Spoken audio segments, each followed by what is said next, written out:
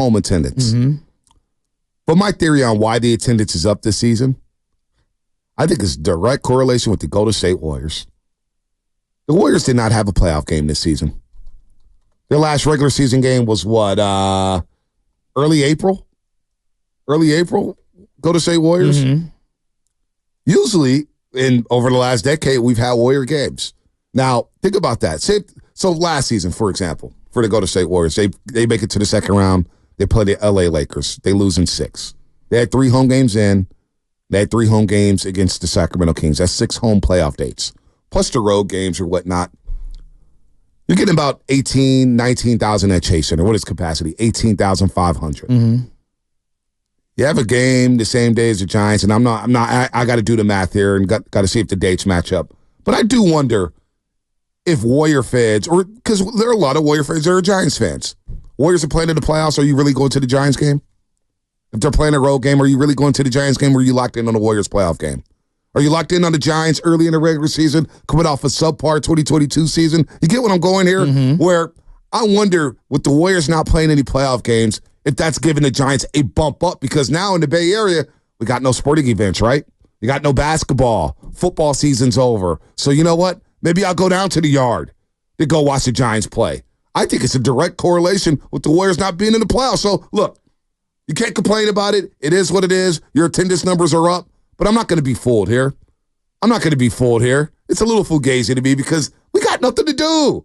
We love our sports. What do you make of the road attendance being also pretty high? I mean, the Giants are 10th overall in road attendance. What do you make of that? Pretty interesting. Pretty interesting to me. They are a blue blood organization in terms of, like, you're one of the original baseball franchises. You're one of the original baseball franchises. There's a lot of Giants fans in New York City. It's true. When you play the Mets. Pittsburgh, the crowds are, Colorado, a lot of Giants fans go to That's Denver. True. They live in Colorado. That's true. I don't know how many Giants fans were in Philadelphia. But also, you think about Fenway Park in Boston, it's a destination trip for a lot of Giants fans. Let's go see Fenway Park. We haven't been there in a while. Well, I also think it's just really early. So, if you just look at these attendance figures, Arizona is 5th overall in road attendance. Come on, man. Well, but that also speaks to some of the venues they've played at.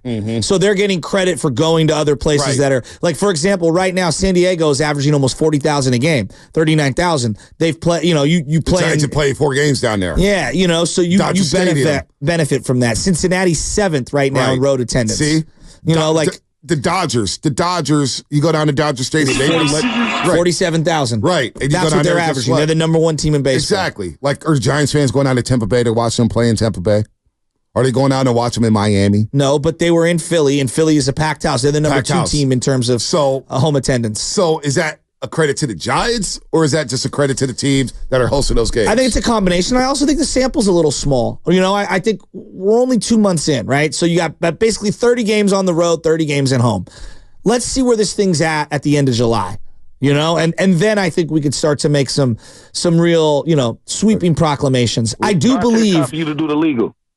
We'll get the legal done. Go ahead. I do believe that, these numbers are a little skewed, and I kind of want to see the whole year play itself out. If you're just looking at it from an X's and O's standpoint, you have the Dodgers, the Padres, the Giants, and the D-backs in the top half of attendance at home.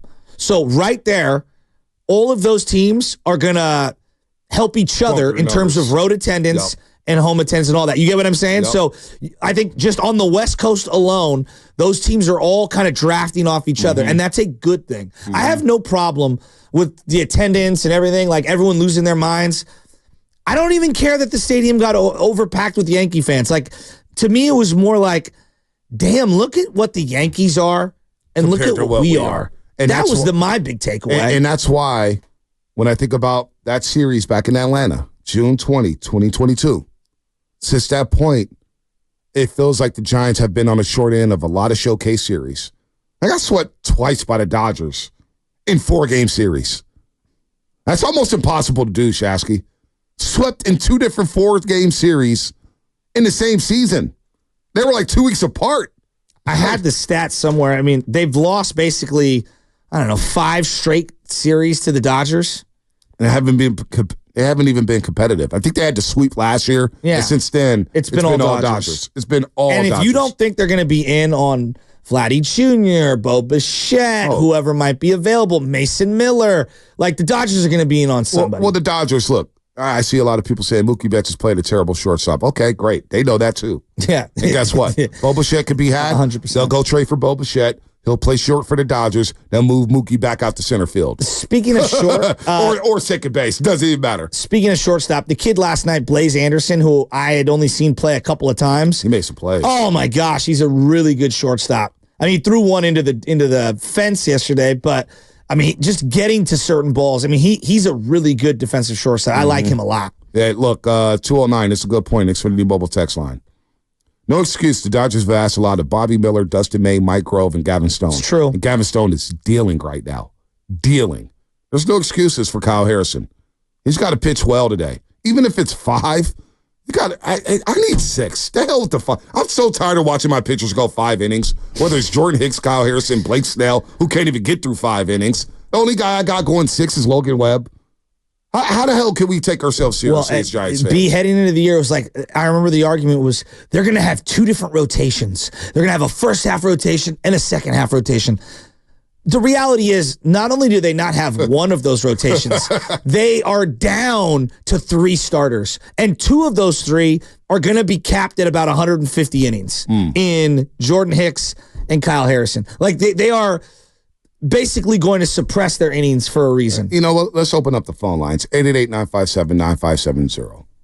I would love to hear from Giants fans right now. We heard from a lot of them yesterday. I'm not that depressed over that loss last night. No, it's not the loss yesterday. It's the totality of everything that's happened. That I agree with. It's getting swept in the fashion that you did against the Yankees and taking a zoom out. And how everybody tried to tell us yesterday, I did get a little bothered as you're listening to 95.7 The Game, KGMZ, FM, and AC1 San Francisco, and Odyssey Sports Station. Always live on the free Odyssey app. Don't forget that you can also watch us every single day at our YouTube, Twitch, and Twitter streams, powered by First NorCal Credit Union. Upgrade your savings dividend. Open a First NorCal First Class Money Market today. Do not forget, make sure you're locked into the roast at 7:30 and 7:45 for your chance to win this cool-looking Warriors lunchbox. Yeah. I may have to get this a baby chance if nobody qualifies. And qualify to win a Steph Curry autographed jersey. We'll be playing Know the Show. So when you hear this sounder, make sure to pay attention because at 7:50, when you again hear the sounder, we'll ask a question about the show that you have to get right in order to win the bobblehead and the lunchbox and qualify for the jersey. Shout out to the Warriors for these cool-looking gifts. Maybe a Raymond Ritter special.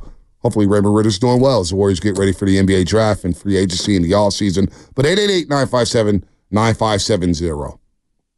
Where are you at with the Giants after this 5-game losing streak? We're all excited about the road trip. I was. Pittsburgh, New York. It was just fun. Rallying the way they did. Chapman making the plays he's making. Lamont Wade Jr. with the stretch. And then all of a sudden, he gets hurt. He gets hurt against the Phillies.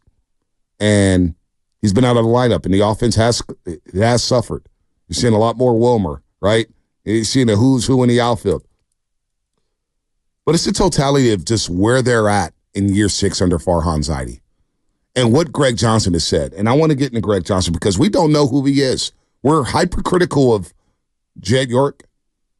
You hear people, I see Warrior fans all I say, Joe Lacob doesn't want to win.